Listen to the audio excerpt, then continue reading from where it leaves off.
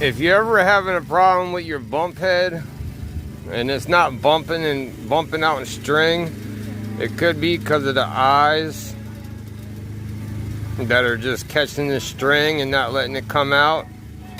But if you get this stuff back here and you take it off and it's still not bumping right and it's still not feeding you out string, you probably need to take this whole thing off and just clean out the whole assembly, the whole screw line in there. And you just take it off, and this is, you take it off the opposite way, and this is the Echo straight shaft.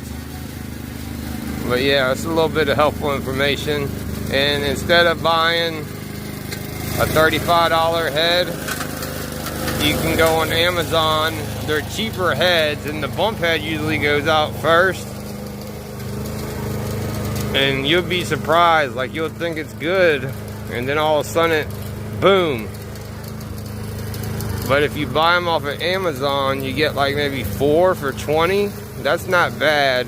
But if you buy the one for $35, they sell different ones. But hey, you gotta do what you gotta do sometimes. I like the Echo, it's a lot lighter. I use Echo pretty much everything. An Echo blower, Echo hedge trimmers, and my Echo weed whacker. I had this about for 3 years, and I use it probably about, yeah, maybe 4, maybe 5 times a week.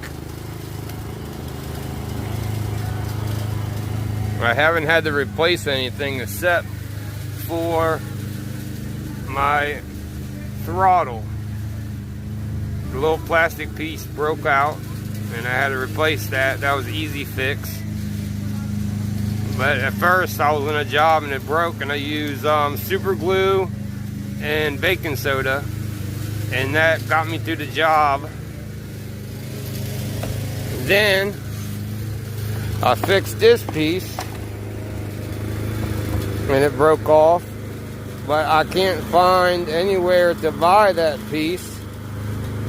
I mean, I can, but it just showed me on Amazon you have to buy the whole, you have to take off the air filter, and you have to put the whole piece on. It's just not one little plastic piece. So that kind of sucks. If anybody has any information, feel free to let me know. And what I did is I drilled a hole in there and put like a little piece of wire